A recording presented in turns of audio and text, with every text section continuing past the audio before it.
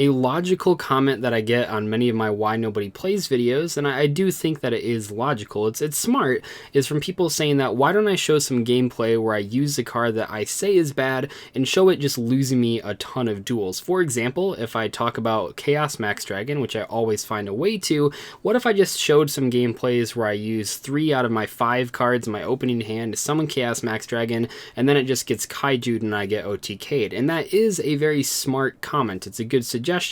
The problem is that many of the people that are watching those videos in anger are reacting emotionally, not logically, to a situation. And similarly, this is why it's taken me so long to make an Egyptian God card deck profile. If you remember back in August, I said in celebration of my Why Nobody Plays the Egyptian God card video hitting 1 million views, and it's still climbing to this day, which is really exciting, I was going to make a profile using the Egyptian gods, and it's taken a long time. I actually made a profile back in August. I just never posted it, and in today's video I want to explore why it's so difficult coming up with profiles for cards from the Why Nobody Plays series, as well as I'm going to show you the profile that I came up with, even though it's like a ban list or two behind, just to give you an idea of where I was coming from. Anyway, let's jump right in. The biggest problem with showing gameplay featuring the cards that I say are bad, as well as showing profiles from cards that I say are bad, is that no matter how much I try to make that gameplay authentic, no matter if I tried to play like a Sky Striker deck and just put 3 copies of Magic Cylinder in there and showed how those don't actually help me with my opening hands, no matter what I do, I will always get comments from players that haven't played the game in 10 years or 15 years or maybe ever, saying that they can do it better than I can. I have gotten so many comments from people saying that Slifer is really good with infinite cards, or Obelisk and Ra are really good when you have one day of, or Messenger of Peace up to sort of stall until you draw your setup. And people are even saying things like Swords of Revealing Light is a card that I overlooked and I should have considered when talking about the Egyptian God cards. After all, Swords of Revealing Light can stall for several turns, you can actually set up a board. And these people, they're just saying it out of their own experience with Yu-Gi-Oh! Everyone is different levels of competitiveness, and in some cases, many people just don't play competitively at all. And while that is perfectly fine, as I've said over and over again, you can't apply casual gameplay strategies to competitive strategies. And when I make videos talking about why people do not play certain cards, like the Egyptian gods, like Magic Cylinder, I'm talking about in a strictly competitive sense, because as I've talked about in another video,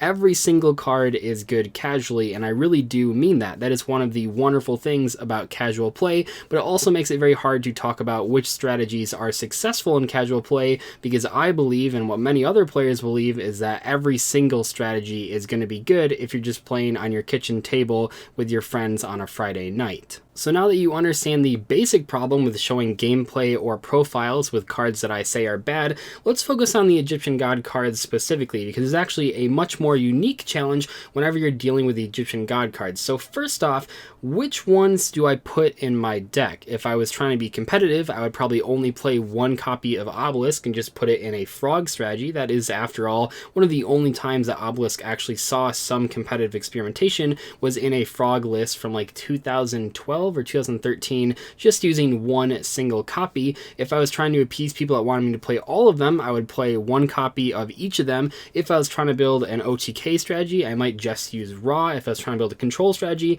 I might just use Slifer, and then it sort of adds a new layer of confusion. Should I play Ra Sphere Mode? And in the original Why Nobody Plays video about the Egyptian God cards, I didn't really mention Sphere Mode until the very end, because in most cases, even though Sphere Mode is seen play in many competitive decks, even in 2018, it's not seen play because it can summon Ra. And I actually had someone come up to me at the last YCS asking me, why don't a lot of people play Ra with their Sphere Mode? After all, when you use Sphere Mode on your opponent's monsters, at the next turn that your turn comes around, you get the Sphere Mode back, and then you contribute it to summon Ra. And I sort of had a nice dialogue with that person. He was just a fan. There wasn't anything mean or anything. I just had a dialogue with them about why that isn't actually worth it, because when people are using Sphere Mode, they're using it just as a big kaiju or lava golem, not to summon Ra. And then also, should I play the Sacred Phoenix or whatever that, I don't even know what the flaming version of Ra is. Should I play that card? And there's all these questions about which cards I should actually include in a strategy. And when I actually built the deck,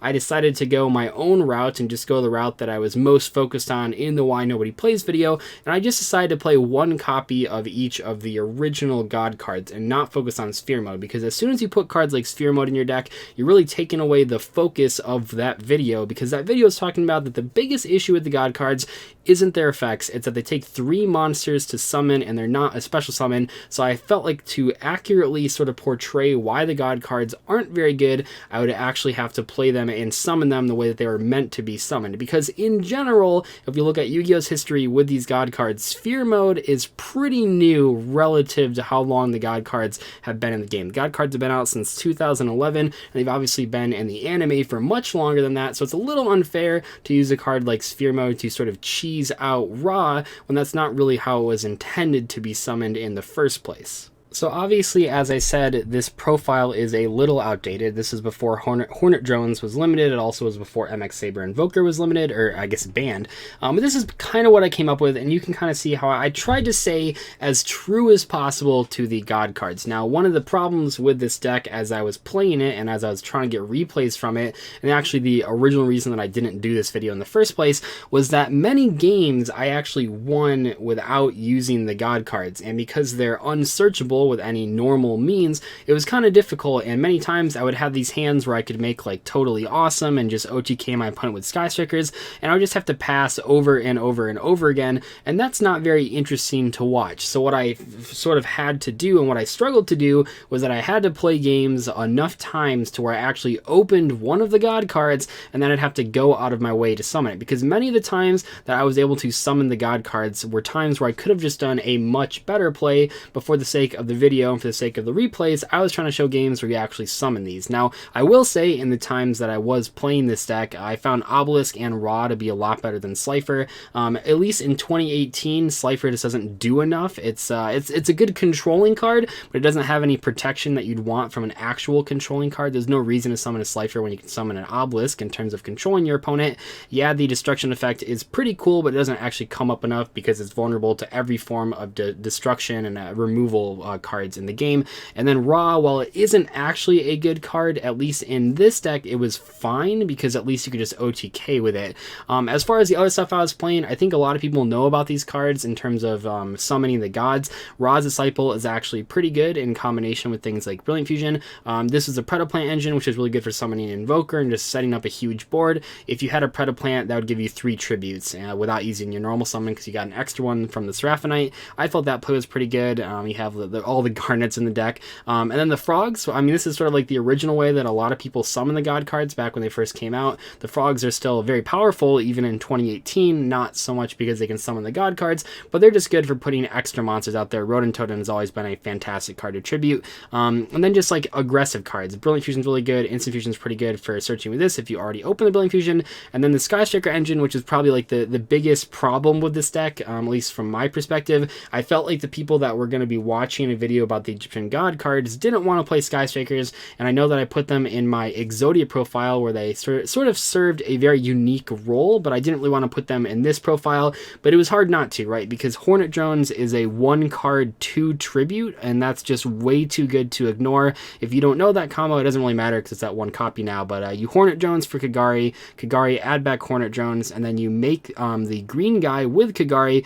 and then you Hornet Drones and summon Shizuku. That play isn't like fantastic in this deck, but it does get 2 tributes out without using a normal summon, which I thought was just way too good to pass up. And then Engaged is naturally good because we have so many spell cards. Other than that, you just have Dark Hole Regeki and Twin Twisters. This is sort of for helping. I felt like the only way this deck would win with the actual God cards, not just summoning frog monsters, was by OTKing. So I felt like these 5 cards were all pretty good for that. But you can kind of see where the issue is, because if I post this profile, I'm going to have people saying, well, why don't you just play Swords of Revealing Light? Why don't you play Infinite cards? Why don't you play Magic Cylinder? Why don't you play all these other bad cards? Even though this is very likely one of the most competitive variants of the God cards if you're trying to play them in an actual deck, I'm still going to get comments from people that just play the game very casually asking, why don't I play this card? Why don't I play that card? And that just sort of opens up a whole nother discussion that's very difficult to talk about, just because I'm trying to build a competitive version of the deck where they're just playing casually, which, like I said, is fine, but isn't really worthwhile for trying to talk about how good or bad these cards are. So So as you can see from that deck profile, there are some issues with it when someone is watching that video that doesn't play competitively.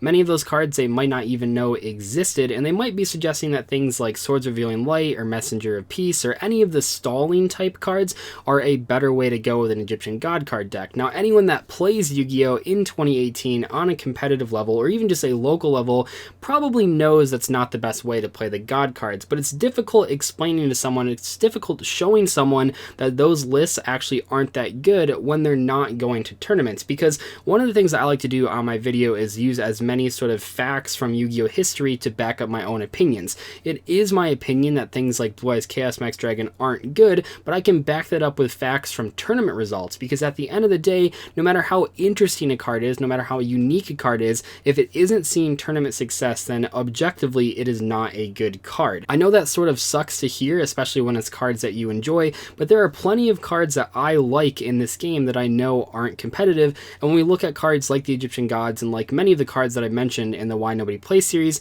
it's important to look at the facts and the history to form our opinions. We want informed opinions, not uninformed opinions, and that's why I try to talk about tournament results in my videos. Anyway though, hopefully you guys enjoyed this discussion video. I will see you later. If you want to play the Egyptian God cards for whatever reason, please just play a version like the one that I posted. It's the best way to actually play those cards. The stalling just doesn't work in 2018, but cards like Frogs and Brilliant Fusion might actually help you get a couple cheesy wins in with those God cards that you love so much. But I'll see you guys later. Thank you so much for watching. Goodbye.